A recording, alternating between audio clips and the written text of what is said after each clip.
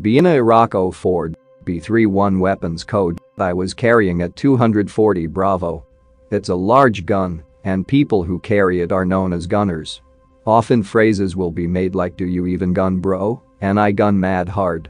The point behind this is that you are carrying a big ass fucking gun that can throw a lot of lead downrange very quickly. It's almost impossible to feel scared while carrying this beast because of its pure lethality and the fact that it can put 20 rounds in someone before they even see you. Let me tell you about the only time I ever got scared in the Marine Corps while carrying the biggest gun. I guess I should start off by saying that Iraq is a weird country. Anyone who's been there can attest to that. There are a million things that work differently than in our comfortable first world countries, and some of those things can be terrifying. The way they shit, for example. The moment I arrived in Fallujah, the first thing I noticed was the smell. Large trenches 3 feet wide and stretching the length of the entire road were filled to the brim with shit. Very different indeed. It was day 1 of Operation Phantom Fury, and my fire team was tasked with clearing the far left column of the city, and it was known for being heavily occupied with Mujahideen and other foreign fighters, and included a shopping mall that a platoon element would clear. We cleared the first 2 houses easily, no occupants. The third building was the shopping mall. It was nothing spectacular, it was like any other shopping mall, except for the Arabic lettering and portrait of Saddam in the center. The point man shot the glass door open because B couldn't kick the lock out. And we were in. "Lance Corporal Hicks, take your fire team and clear the bottom level." "Aye, Sergeant Quinn," my Lance coolie said back. The doors to the basement were padlocked, and they were wide double doors made of thick metal. A saw to the lock, and we opened the door. Continued. That was the first time I ever smelled death. Pure blackness greeted us. "Torches on, Lance Corporal Hicks," says as we switch on our flashlights. "Anon, keep that gun up and finger on the trigger." "I don't give a shit about trigger discipline right now." "Aye, Senior Lance," I said. We went down the stairs, guns up, and pumped up to shoot some motherfuckers like we all were waiting to do.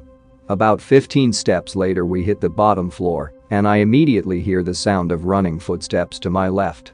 Left side. I scream as everyone levels their weapons into the now illuminated basement. Nothing. Literally nothing. The footsteps stopped, and we maneuvered our way left. The power had been knocked out days beforehand, but our flashlights did a decent job of illuminating the area.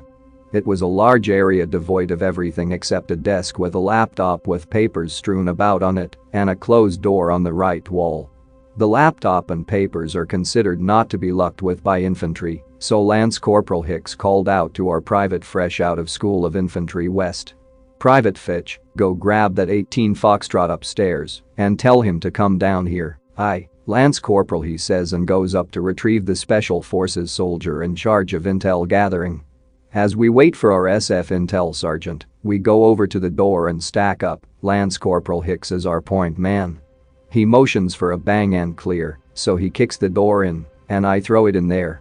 Roof. We enter the doorway and are met with the most terrifying thing I've ever seen. Very quickly I see a figure run in front of me with no goddamn head. Everyone else had seen him too, because we all lit everything the fuck up as soon as we saw it. Everyone else had used maybe a half mag, but I was 50 rounds deep. It was serious now. I move swiftly towards the right side of the room, while my teammates take the left. "Right side clear," I shout. "Left side clear," they shout. "Closed doorway front," I shout. "There's no goddamn body. No fucking body."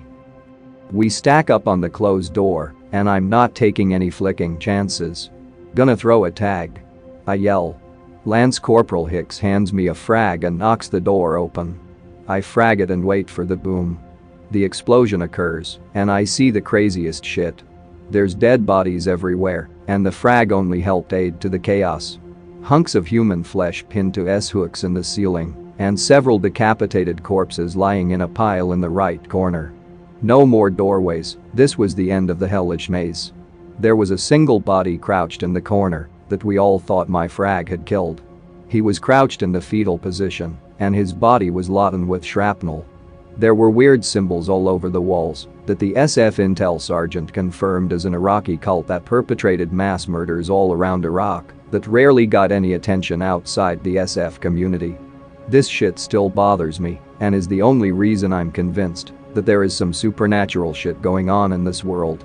Too long didn't treat. I killed an Iraqi cult member sitting in a room filled with dead human meat with a frag shortly after my fire team, and I dumped 100 rounds into a headless ghost. If you enjoyed this video, don't forget to subscribe.